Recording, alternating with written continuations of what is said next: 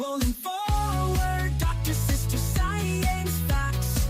Welcome to this week's episode of Rolling Forward Podcast. You know it's been a long week when I can't even say my own name. Rolling forward, Dr. Sister Science Facts. I'm Dr. Alicia Rolin. I'm Dr. Stephanie Rolin. And this episode, we are going to talk about the highlights from the confirmation hearing. That's right. This week, RFK Jr. had two Senate confirmation hearings. These were hearings, one with the Finance Committee, one with Health, Education, Labor, and Pensions, I think it is. Two Senate committees met in order to consider his nomination to be HHS Secretary. And although we promise that this podcast is not going to turn into an RFK Jr. podcast, we thought it was important to bring in some highlights from these hearings because whoever is selected to lead HHS is going to have a profound impact on healthcare in America. There's a lot of really interesting information, a lot of important information that came out of these trials.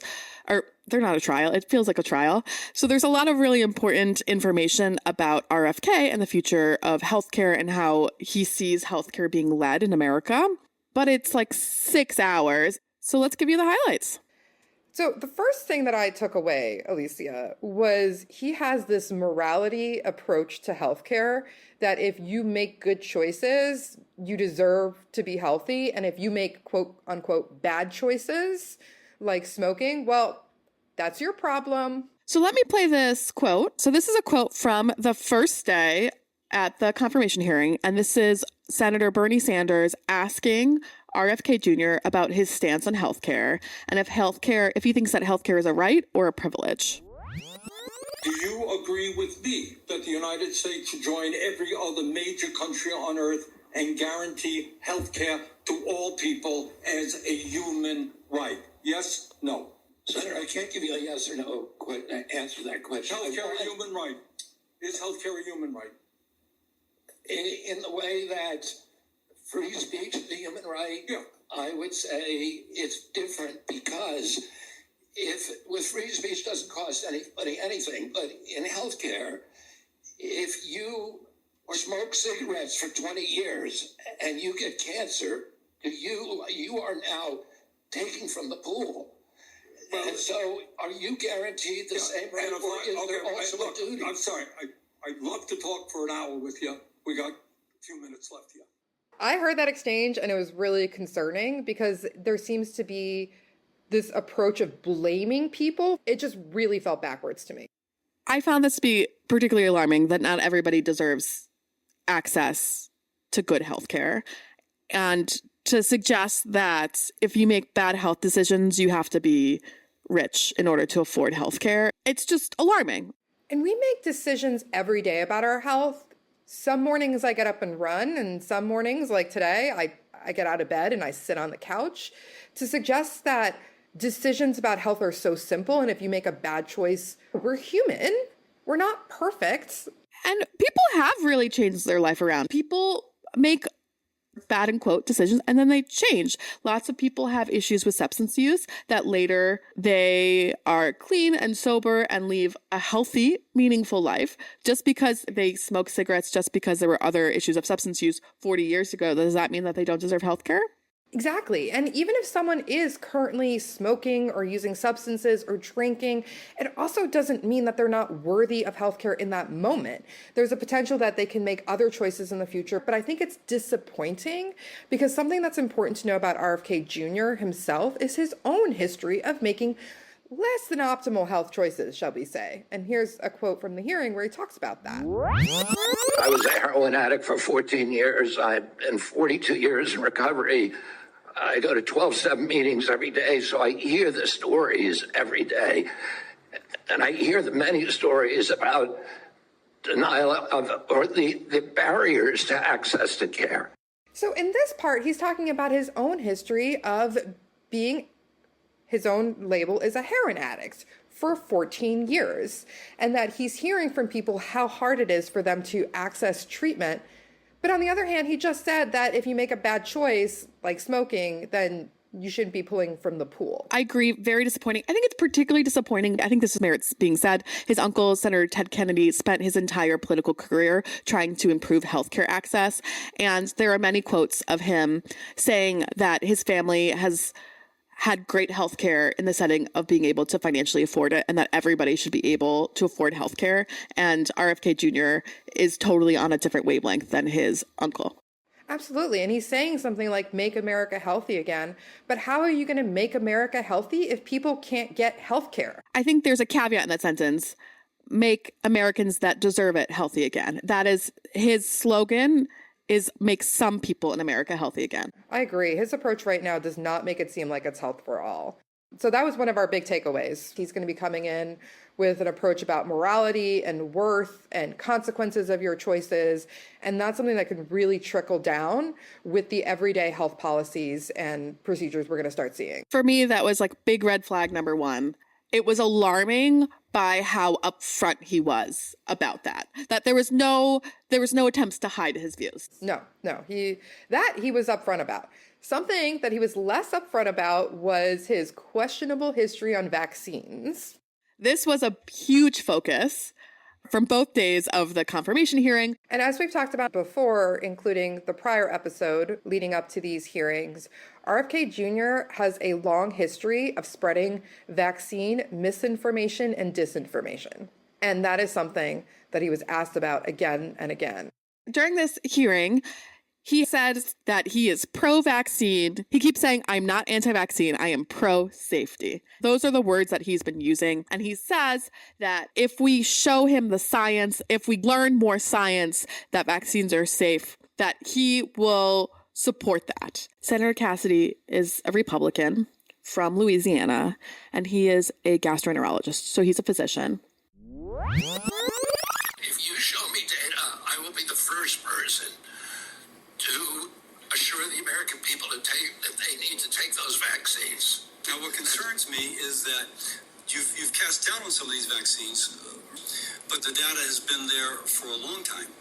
I've been in Congress for 16 years, and this data was in large measure generated before I came to Congress. So my concern is that you never acquainted yourself with anything that might contradict that what you were previously saying.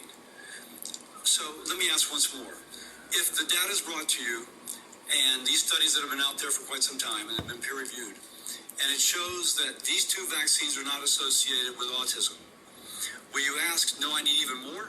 Or will you say, I unequivocally and without qualification say that this does not cause autism? Not only will I do that, but I will apologize for any statements that misled people otherwise. So that exchange was at the second day of the confirmation hearing.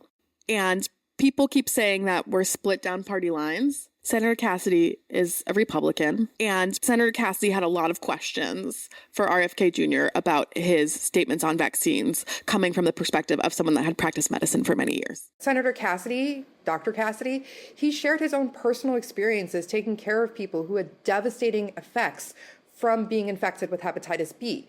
Hepatitis B is a vaccine-preventable illness, and to go around and suggest that these vaccines cause autism, it's so damaging because then people aren't getting the vaccines because of this misinformation, and then they're dying from these illnesses that we can prevent. And that was Senator Cassidy's concern. The other concern here is that the science is there about vaccines, and the data has been there, the science has been there, and RFK Jr. for such a long time has been standing up and spreading this misinformation about vaccine safety, and then he's like, oh, I've never seen the science. Bring me the science and I'll review it. What are you doing spreading this misinformation if you've never even looked at the science? So Senator Bernie Sanders actually brought that up, and he said, this is your job. Senator, if you show me those studies, I will absolutely, as I promised to Chairman Cassidy, I will apologize. That is a very troubling response, because the studies are there. Your job was to have looked at those studies as an applicant for this job. It's alarming that you are going to lead healthcare in America and you haven't done your research. Not only have you not done your research, you're making statements, influencing so many people, and then openly acknowledging you haven't looked at the science. His statement over the past 2 days that he is not anti-vaccine contradicts a long history of his anti-vaccine sentiment. At the confirmation hearings, he kept saying that he's not anti-vaccine, and you could believe him because his children are vaccinated. But let me play this quote. So this is Senator Wyden. In your testimony today under oath, you denied that you were anti-vaccine. But during a podcast interview in July of 2023, you said, quote, "No vaccine is safe and effective." In your testimony today, you note that all your kids are vaccinated.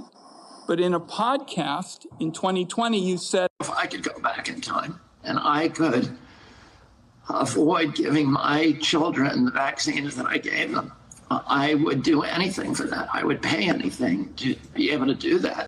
Mr. Kennedy, all of these things cannot be true. So, are you lying to Congress today when you say you are pro-vaccine? Or did you lie on all those podcasts? We have all of this on tape, by the way. this is so damaging. Statements like this makes it hard to trust him because he's putting forward the fact that his children are vaccinated as proof that he's not anti-vax. But then he's also saying that that's his biggest regret.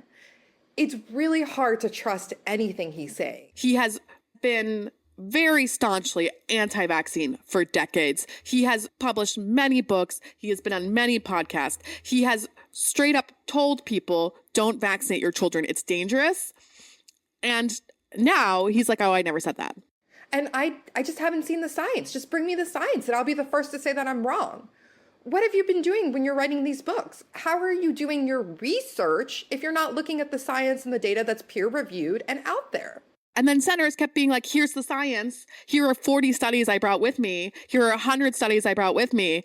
And he kept saying, we need to repeat the science. We need to replicate it. There's not enough evidence. One thing that I want to know about RFK Jr. is like, if he missed all of these papers, I want to know, like, how is he doing research? Like, is he on Twitter, on X doing research? Like, how is he doing his research? Also, like, he's giving science equal weight. Like, this one study is equal to 600 other studies. For someone who wants replication, he doesn't really seem to take it seriously. He wants replication and then won't read the results.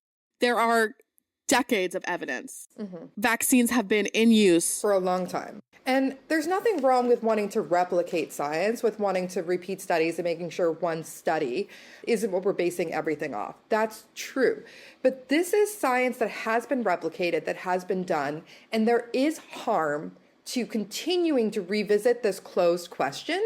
And that harm exists in, number one, diverting research away from other programs like developing cures to cancers that are killing people right now, preparing for the pandemic threat of bird flu. There's only so much money that's being invested in healthcare, and the more that we spend revisiting this, the less that we have for the new threats that are coming. And then the second thing is the impact that this is having on parents. Senator Hassan said this in a really eloquent way.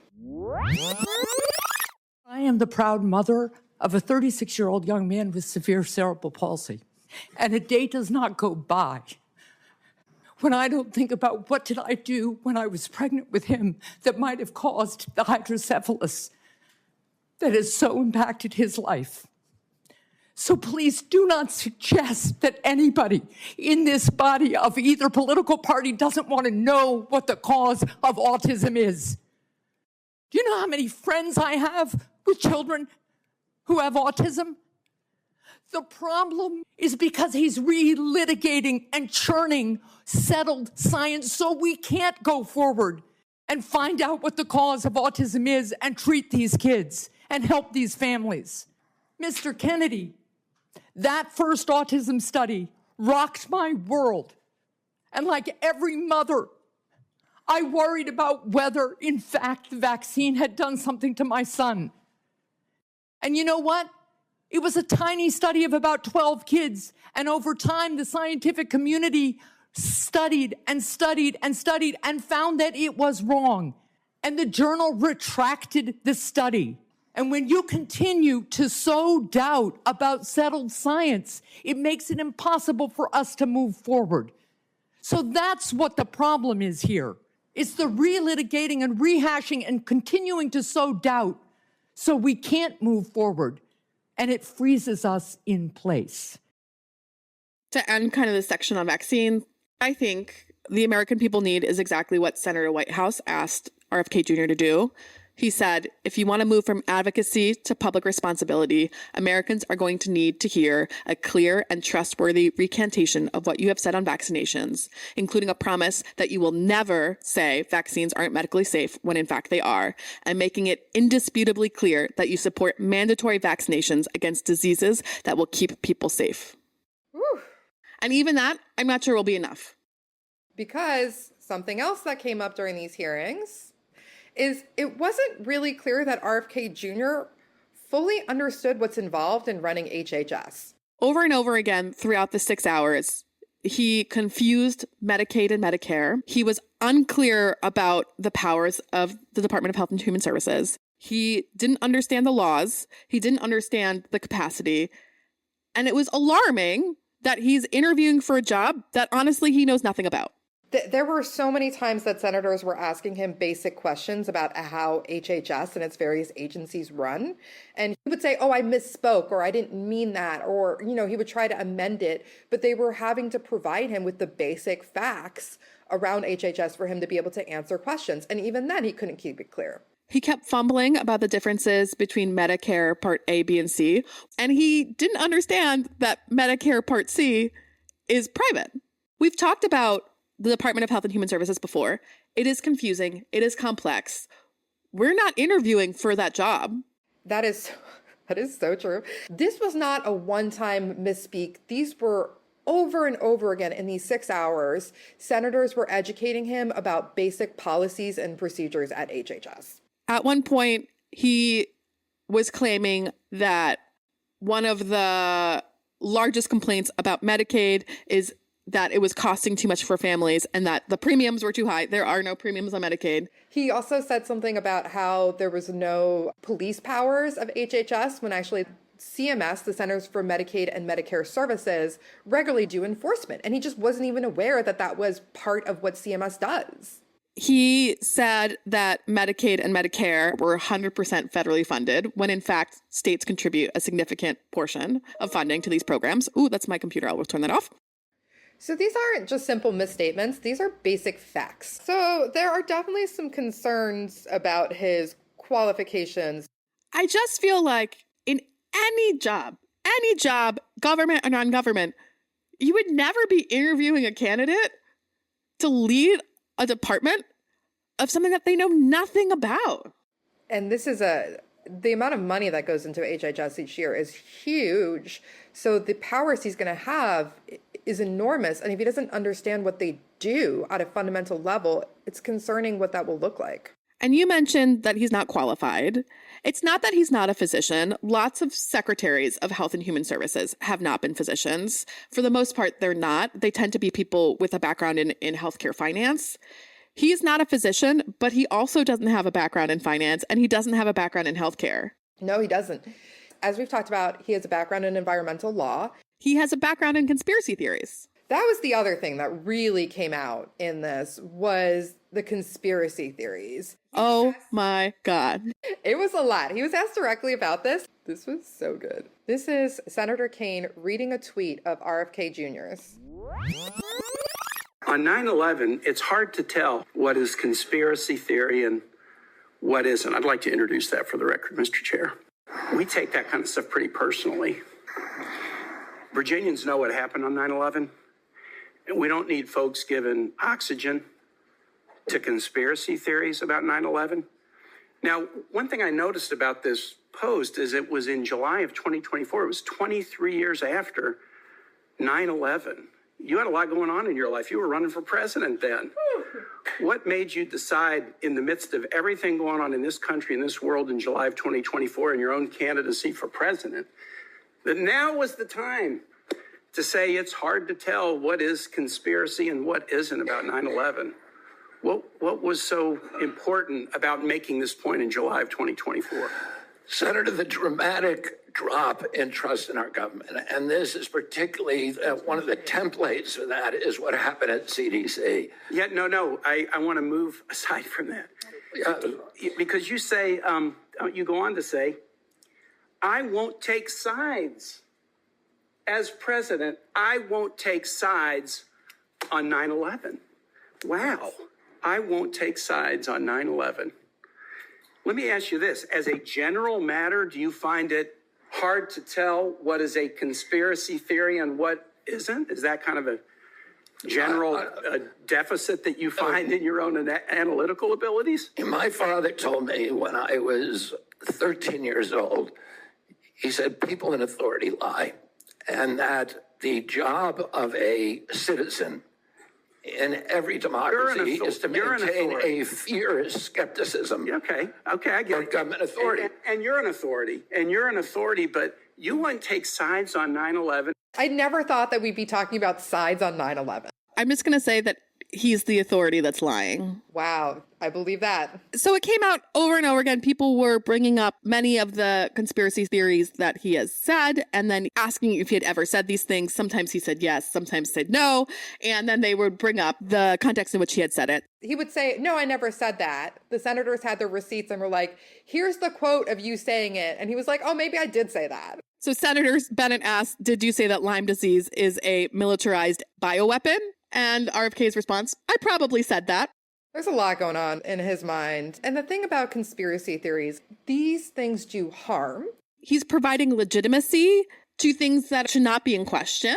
He's providing legitimacy to anti-science. And there were hundreds of conspiracy theories that were brought up. Dozens, at least. Dozens, including COVID-19 was genetically engineered to target specific racial and ethnic groups. I just can't with that. It's so disturbing. And I think Senator Kaine really got at it. Like, do you find it hard to tell what's real and what's not, what's a conspiracy and what's not? And the reality is it is hard for him. If he's 23 years later talking about, I won't take sides on 9/11, just imagine what that will look like in the midst of a health outbreak, in the midst of a pandemic, when somebody like this is leading HHS. Will he not take sides with evidence and no evidence? I won't take sides on bird flu. Maybe it's good, maybe it's bad. I don't know. It's concerning. And that putting these conspiracy theories out there takes resources away from the trusted science that we need. And then it also perpetuates stigma. Senator Smith. Mr. Chair, thank you. Welcome, Mr. Kennedy. I know that you and your family have had personal experience with mental health challenges, as have I. So do you believe, as you've said, that antidepressants cause school shootings? This should be a simple question. I don't think anybody can answer that question. I said it should be studied along with other potential culprits, but I don't know. There's no science on that. Well, Senator. there is, Mr. Kennedy. Science shows that there is no link between school shootings and antidepressants. He's like, I don't know. I just said we needed to study it. We just need to study it. I don't know. There's no evidence that SSRIs cause school shootings, and he just hasn't seen the science. And then by making statements like that, it is harmful and it's perpetuating a stigma around mental health. And most school shooters have never been on an SSRI before in their life, and maybe it would have helped them.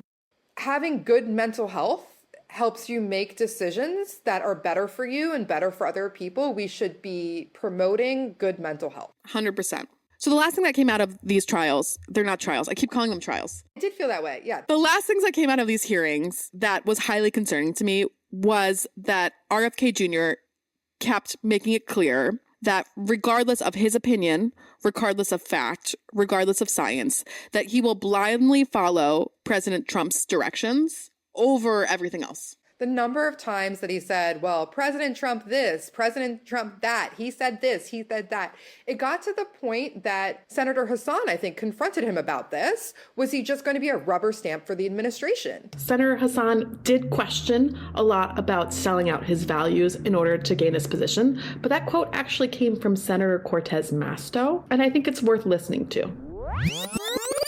My question to you is, why are you there? Are you there to be a rubber stamp to this administration and cave into all of these positions that they're taking? So these are many quotes that he said when talking to a senator from Montana. He said, President Trump has not yet asked me to take a stand on how to regulate mifepristone. Whatever he does, I will implement those policies. Oh, no. He said it twice. He said it on each day. So that was day one. Oh. On day two, Senator Baldwin again brought up mifepristone and how much science he needed. And again, he iterated, President Trump has not taken a stance on mifepristone. And once he has a policy, I will implement his policy. And this is the moment that I felt true fear, because mifepristone is a medication that is used for elective terminations.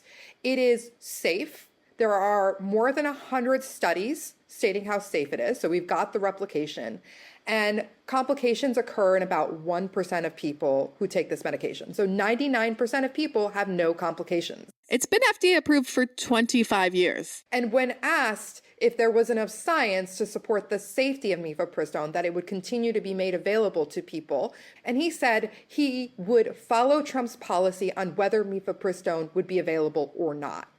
And that is scary because that is policy and personal opinion over science. Senator Hassan also said, You are willing to sacrifice your values, your knowledge, if President Trump tells you to do that. That, to me, is unacceptable in a Secretary of Health and Human Services. and I think that sums it up really well. The reason why we have people in these positions is to educate the executive branch. It's to provide support. It's to lead the American people. One person cannot be an expert in everything. If you are blindly bending to the will of the executive branch, like, why are you there? Why do you exist? Something that really was so apparent. Healthcare in America, under RFK Jr., it's going to be implementing the policies that President Trump comes up with without regard to the science, the implications, or how it's going to affect people. I mean, he kept saying it himself. He kept saying, I will do whatever President Trump tells me to. And if you look through his history, he's also flip-flopped on a ton of stances to match what President Trump has said. And so for many years, RFK Jr. has been pro-choice. He thinks the government should not be involved in a woman's decision. And in the past few months, he has totally 180'd in this stance. And that was brought up by many people during the confirmation hearing. He's just changed all of his views to emulate the views of Trump. And that's concerning because it means we don't know what RFK Jr. stands for, and we don't know what he's going to do in this position because everything that he says is shifting, inconsistent, and can be contradicted by finding something else that he said. One question he was unable to answer was, quote, when was it that you decided to sell out the values you've had your whole life in order to be given power by President Trump? And the confirmation hearings have ended. They were January 29th and January 30th, but the votes have not yet happened. So this is a time, if you have feelings, to reach out to your senators, to reach out to people and share how you're feeling. This is going to be a very, very close vote, and that's why we want to share the science, the facts, the statements that were made at these hearings with you. The Republican Party has a majority in the Senate. 3 Republicans need to oppose his nomination. And no Democrats to support it. And no Democrats. So all the Democrats and 3 Republicans need to oppose his nomination in order for him not to be nominated. This is going to be a close one. This is a contentious one. And there are a lot of eyes on a specific number of senators, including Senator Cassidy, who we talked about, a Republican from Louisiana that spent his career as a gastroenterologist. There's eyes on Mitch McConnell, who personally experienced polio. And there's thoughts that him having experienced that, he'll have pro-polio vaccination stance. It's super sad to me that you have to experience polio to understand polio. If confirmed, it will have a major impact on healthcare in America. We wanted to share this with you because whether he's confirmed or not, these statements, they're really important. I think these confirmation hearings made it clear how unqualified he is. And that he is in this position because he has pledged loyalty to President Trump. He will be a yes man. He made that clear. I am concerned. I am worried about the future of healthcare in America if this is the path that we're going down. And it isn't about a particular party. It's when personal loyalties matter more than science. That's the concern. No matter who that personal loyalty is to, science and facts need to come first. I can hold different personal beliefs about healthcare delivery than politicians, than people that have been the Secretary of Health and Human Services in the past. But I feel like prior secretaries, even from different political parties have had good intentions, have wanted to improve healthcare. We have just disagreed about how to improve healthcare. With RFK Jr., I'm concerned about his lack of understanding of healthcare in America. And I'm not sure that he has particularly good intentions. Confirmed or not, we'll be right here with you following these changes in healthcare in America. I'm Dr. Stephanie Rolin. I'm Dr. Alicia Rolin.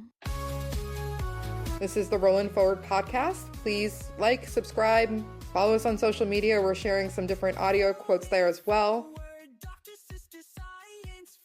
You can always send us an email at rollinforwardshow, ROLIN_show@gmail.com. And that's our show for this week. Thank you for tuning in. See you next time. And now we're going to make coffee. I'm going to make more coffee.